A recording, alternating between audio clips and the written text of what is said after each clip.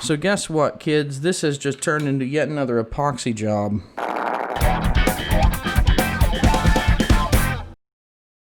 Alright, folks. Here's a Gateway NV57 H43U disassembly to get the keyboard replaced. One of those fun ones with holes in it. You see all those holes in the keyboard? There's a bunch of holes. Yeah, okay. Poor camera. I already popped a couple of the screws out here, and we're gonna get this pried open here. A little bit of a pain, but you know, this actually is pretty difficult. For some reason, they have this pry hole, but it's really hard to get anything into. Yeah. So, I'd like to address something briefly. There was a guy in the comments on an old video who complained about my use of a metal pry tool. If you're careful with them, they're fine. Just be careful with them. You're probably not going to short anything out. Yes, you can scratch up plastics. Yes, you can do all kinds of stupid things like that. But the truth of the matter is, a metal pry tool is fine if they are in remotely competent hands. I don't know if that guy has competent hands or not. But the bottom line is, he is wrong, I am right. Let us continue with the disassembly. That hard drive is very hard to get out. A lot of these Gateway, Acer, machines that I punch my camera over, a lot of them, the hard drive here is sticky and hard to get out. Don't know why, just kind of is. So, obviously the usual, take all the screws out. If you've watched any of my videos by now, you know the first thing to do when you really need to get into the machine is to take all the screws out. That's what we're doing, and this is not much fun, but them's the ropes. Now, cutely enough, the keyboard in this thing actually looks like it's housed in some separate piece of plastic from the palm rest. Still have to do a whole disassembly just to get it out. Because, haha, why not troll the poor computer guy with having a bunch of disassembly work to do? So yeah, there is a screw in there and it doesn't want to come out. Come out, come out. There you go. Fortunately, almost all these screws are the same size, so the work is pretty straightforward. Don't have to worry about screw sizes for the most part. Have to worry about popping your screwdriver out like a fool, though, which is something I am clearly very good at doing. Come on. Come on. Come on. You can come out. It's okay. Get all these screws out. Are there screws hidden under the optical drive? No, there are not.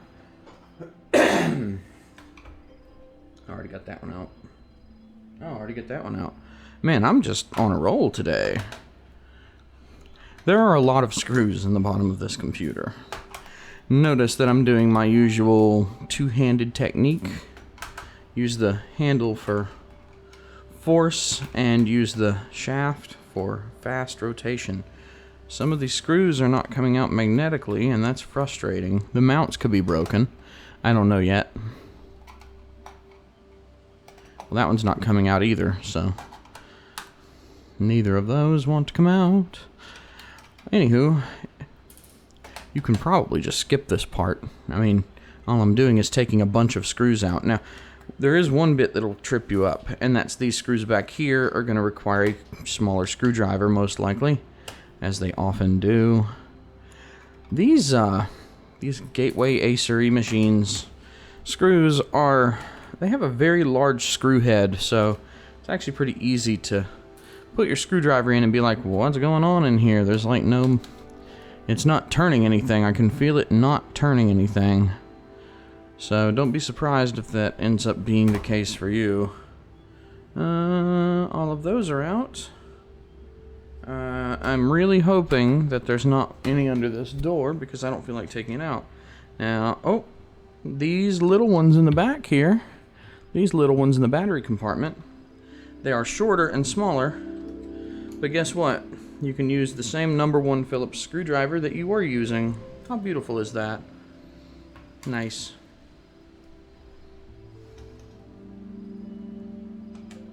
Come on.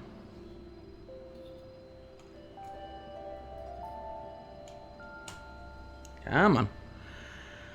Yeah, so there's about a bajillion, that's a technical term, a bajillion screws to take out.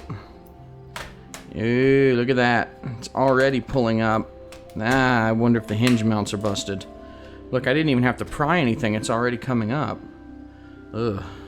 I worry a little about things like that, you know? I have a new tabletop tripod coming. It cost a little bit, but it should be worth it. Oh, look. I'm using that metal pry tool again. Ooh, oh, look, oh, that's so taboo. Oh, whoever that guy was in the comments. Oh, you must be so sad right now that I'm using a metal pry tool on an old Gateway laptop. Oh, it's such a shame. Yeah, alright. I'm done copiously mocking the poor kid. You know, he obviously is such a genius. Oh yeah, I'm thinking about this. See, I'm prying the edges here because that's what you do. You get the edges, you get the clips to pop loose. Not easy. But, you know, has to be done.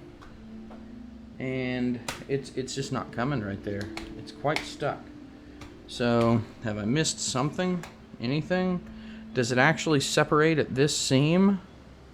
Yeah, I don't want to find out the hard way that it doesn't. But this is prying up the back. Let's see if we can just start from the back, maybe. It's not wanting to come apart. You can't see what I'm doing. Yeah, oh, that's tough. Okay, you have to go almost like vertically down from the keyboard to get these clips to come loose. Ooh. Yeah, so let me show you. As far as the prying goes, you have to basically get your angle like this, like vertically down almost into the seam to pop the clips. They bite really hard, and it's hard to get things at that angle. Oh boy. Now these front ones aren't coming loose. I wonder if I missed a screw. You know, you should always see if you missed a screw before you jump to conclusions. But in this case, I don't see a screw that I could have missed. So let's come on, pry open for me. It's not wanting to. That stinks. There's a lot going on. See, now the funny thing is, it's got all these stupid plastic clips holding it together, right? But this computer has so many screws that having all these plastic clips doesn't mean anything. Oh, yep, that is in fact a separate piece, and it looks like the keyboard kind of sort of goes on top of it. Look at that. That is terrible. Okay, so the keyboard is a separate plate here. Alright, and we have a that's your power button, an LED there, and then you have a keyboard here held down with masking tape, the highest quality. Oh god. Ugh. Oh god. Oh, that's gross. Why is there all this masking tape in here? Is this factory? Alright, so you push these two nubs and the keyboard cable comes out. I mean, that was extremely complex. So we don't have to take this out at all, actually. It turns out, let's examine this a little more closely. This setup, these kind of go together, and it looks like the palm rest does in fact go over the keyboard, but you don't have to take the whole palm rest out. While I'm in here, I wonder, I should probably do the heatsink paste, but I really don't want to take that motherboard out because I'm looking at all the screws and wires. Yeah, that'll be a disaster. So before I reassemble it, I'll probably run a burn-in, check for heat issues. So let's get this palm rest to kind of sit down for a minute, and let's examine what we're dealing with here. This is our new keyboard. It's It's not 100% identical, but it doesn't have to be. The connector's right. The positioning's pretty much right, although it does have to fold back. Yeah, you get the idea. The whole NV57 series, I guess, is a series. So we need to get the old keyboard out and the new keyboard in. I was deathly worried that this would be an epoxy job because any keyboard with these holes like this tends to be. It looks like I may actually not have to deal with that. I've never replaced a keyboard on one of these before. I've seen lots of these computers. So, look, we'll just, this whole plate here, yeah, you get the idea. This whole plate, there's screws, take them out. They're little thin, actually I might have to take this plastic insulating layer off first. Let's, get that off, yeah. Try to keep it in one piece so we can put it back, but there's a sticky plastic layer here. Alright. So the guy who was complaining about my pry tools, he also said some other dumb things, like he points at a GPU and calls it a CPU or vice versa. Points at a CPU and calls it a GPU. And so I got into a little comment fight with him where I basically threatened to ban him from the channel.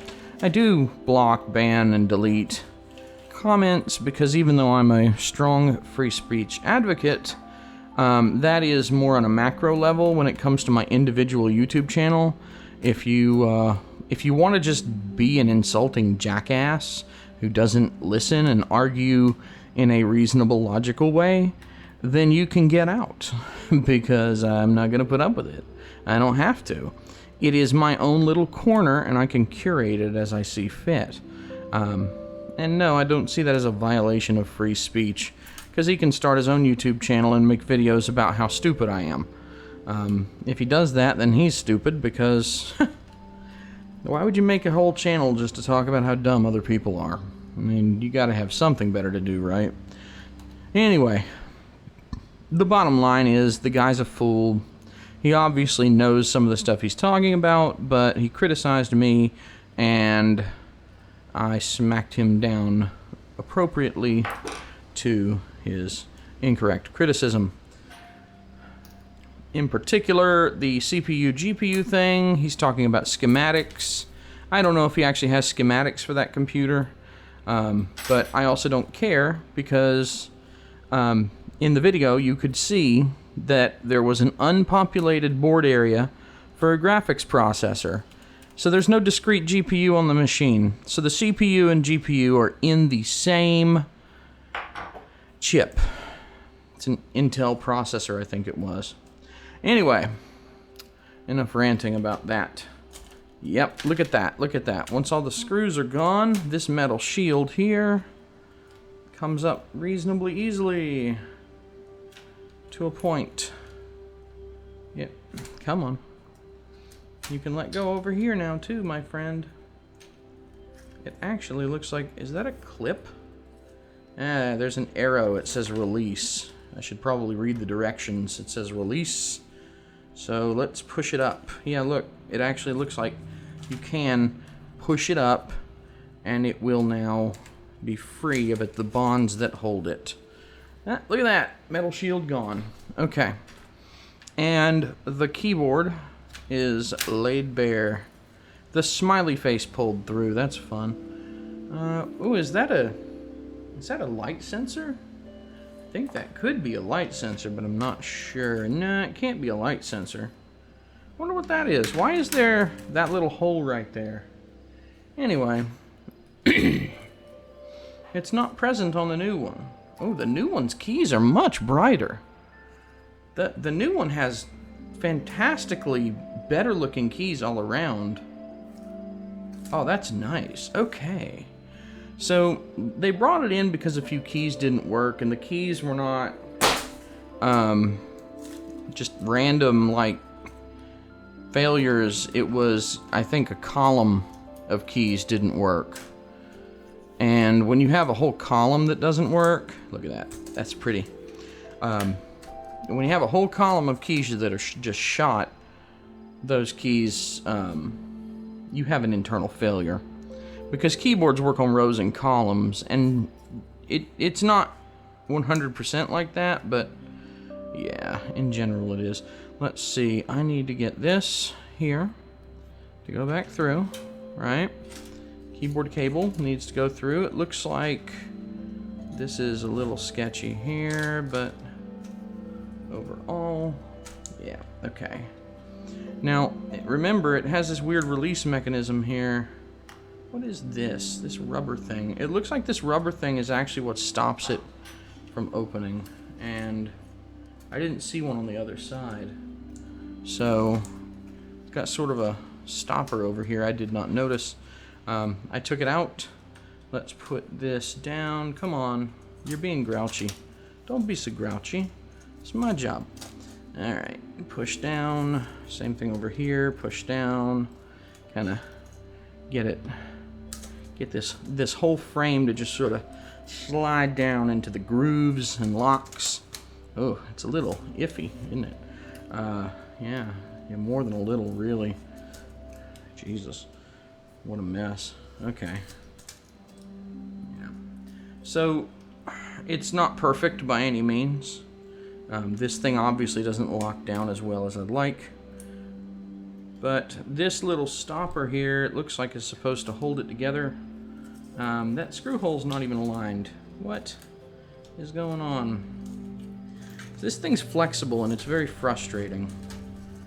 You need to get it to slide down, but the problem is that it's not sliding down. It's not lining back up with that screw hole all the way.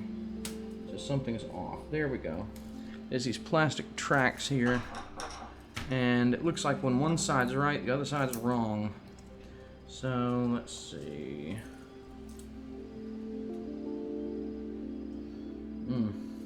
That is rough. Alright, well.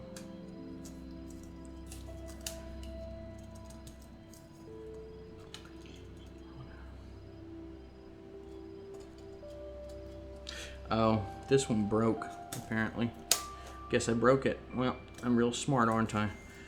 Alright, so I snapped one of the rails. That's why it's weird over there. Looks like the holes are aligned now. The holes are aligned, and this foil got pulled over it, and that's why it doesn't look like it's aligned. Yeah, that's what's going on. Just pull it out. It doesn't matter. Alright. So what we need at this point, I'm just going to go ahead and put some screws in for integrity, I think. These two silver ones were under this tape here.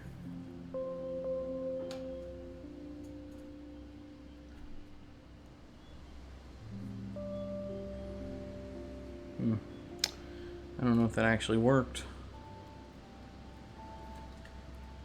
Jeez. That's rough. Are there little slots there? No, those are just screw holes. Again, there's a lot of these little screw holes, and they're very hard to see sometimes. You know what? These are actually going to be easier with a number 0 Phillips instead of a number 1. Yep. I think that's going to be a little easier for me to put where it needs to be. Beautiful. And someone's here, so I'll be back later. Oh boy, he's back. And by he, I mean me. And by me, I mean, well, me. So yeah, that was a customer that needed some help with a new computer build. So of course, I got their information and told them I'd get them a quote together. Easy peasy. Yeah, no. Alright. So I'm editing this and realizing I have these screws here. There are 4 of them that have different screws because they go to brass inserts instead of plastic. You have 3 screws that are supposed to cut into plastic, which are the ones labeled with this M1.6x3. Then you have these others that are labeled Come on out of there, dude. You're not supposed to be in there.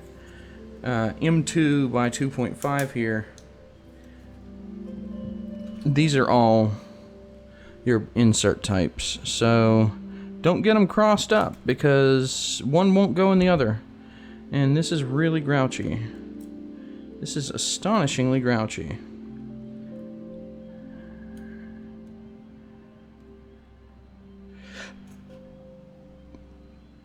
These M1.6 by 3 slots all take coarse threaded screws, and they're difficult to get in.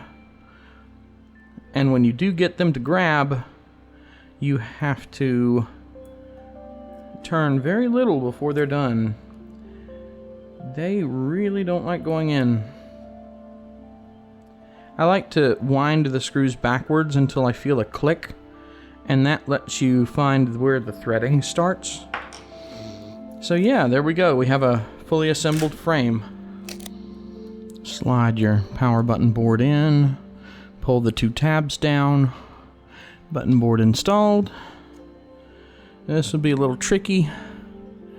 We need to get the keyboard in, but it's going to be hard to film that. Ooh. See a potential issue too. This looks a little bit different actually.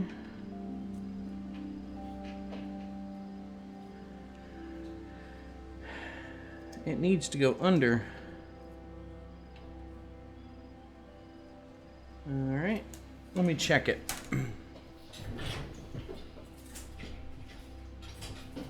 So I have the original keyboard here. And the original keyboard, yeah, okay. They had it come down and then over. So it does go with these up.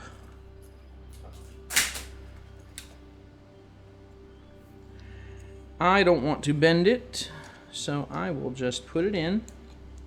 You probably can't even see, can you? Well, you'll just have to trust me that I'm sliding it into the slot right now as we speak. Or as I speak, because you can't talk to me. The clip's grabbed again. Great. Just, this is a constant struggle, isn't it? Well, what are you gonna do? You know what? I did actually forget something. I want to check these hinges. Yep, exactly as I suspected.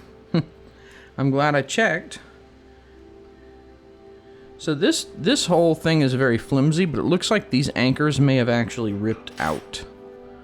And if they have indeed... Oh, they have indeed ripped out, I believe. Yes, they are gone.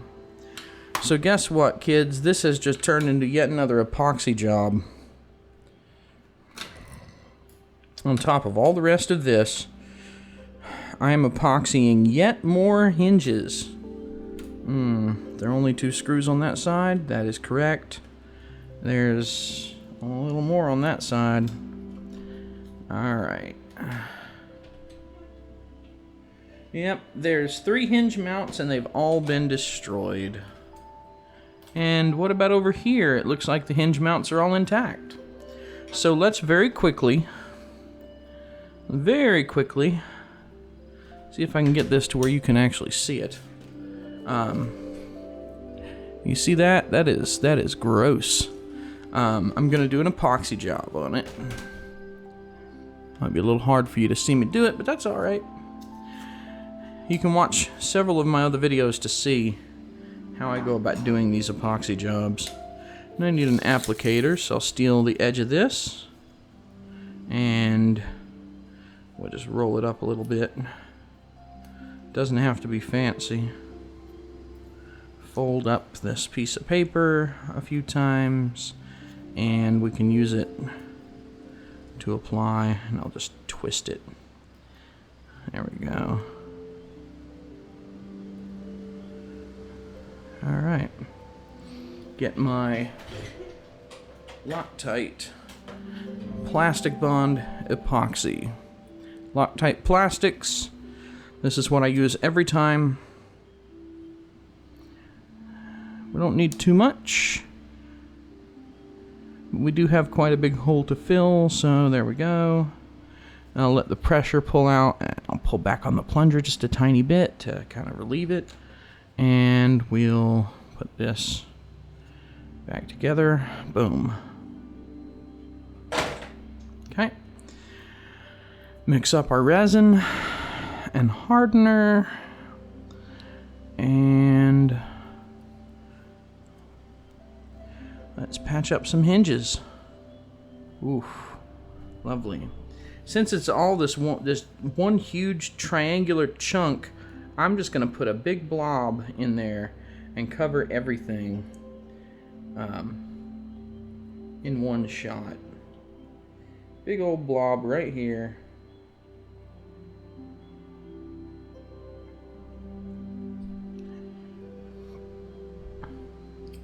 Put a little bit on the actual hinge brass anchors here, and the rest goes down in the hole.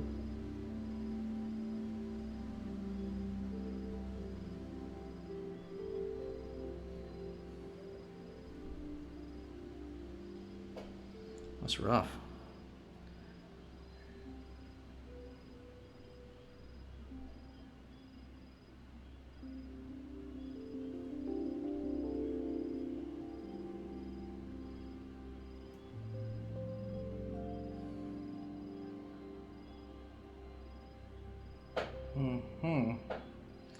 There we go.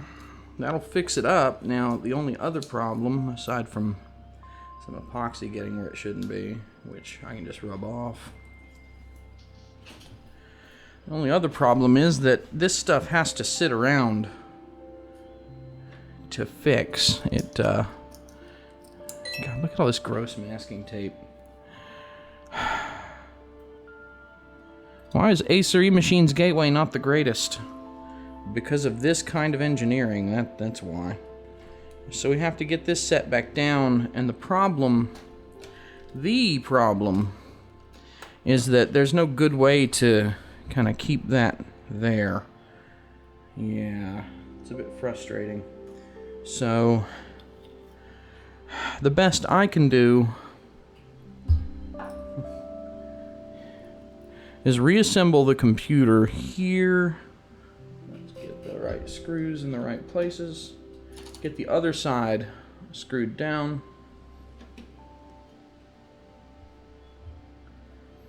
So the reason that it popped open is the back over here is flexible when not assembled. The back over here, the whole hinge mount was destroyed. Wonder if it was because it wasn't flexible.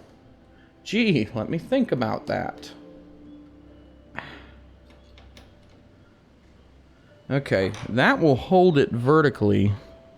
I think I should crank it forward a little as well. Okay. So, we have that put together. Now, ideally what I would like to do here is just put the computer back together. And then I can be careful with it, closing it. And it'll just epoxy itself back the way it's supposed to be. So, let's get the keyboard frame down, get the... Alright, come on. Come on, buddy. Even if I have to reopen it, that hinge repair will still be there, so it'll be okay. Okay. Alright. Looks like there's a little lip right there. That's okay. Probably can't do anything about it anyway. Oh, nope. Haha, I fixed it. Alright, we have all this down, make it clip in the front. Knowing the way it was before, it'll never come apart again because of how clipped it is. Edge over here doesn't want to clip down. Can't say I'm surprised. Well, yeah, okay. So let's squeeze this and get it closed as best as we can. Let's put a hinge screw in here to kind of hold it together from the other direction.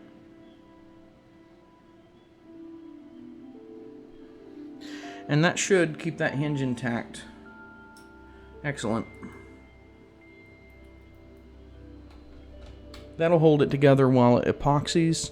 And really, it's just reassembly at this point, the reverse of disassembly. So, you know, put all the stuff back in, put all the screws back in, turn it on, and hope that the new keyboard actually works. And why won't you go in, I wonder? Is it one of those things where, you're grouchy, aren't you, my buddy? This does not want to go. Let's find out what's going on here. Yeah. The optical drive does not want to go back. Did I put a screw through something that I should not have, or what? What happened there? Let's find out.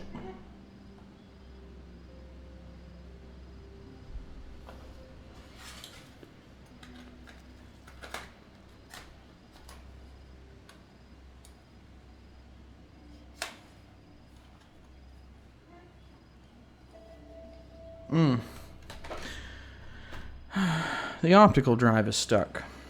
Lovely. Absolutely lovely.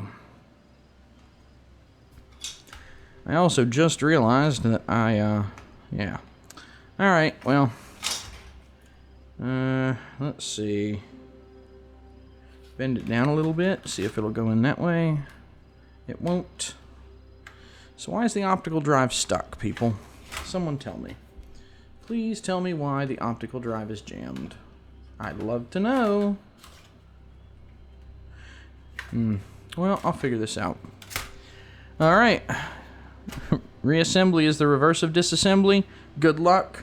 Clearly I'm gonna need that. Have a good one.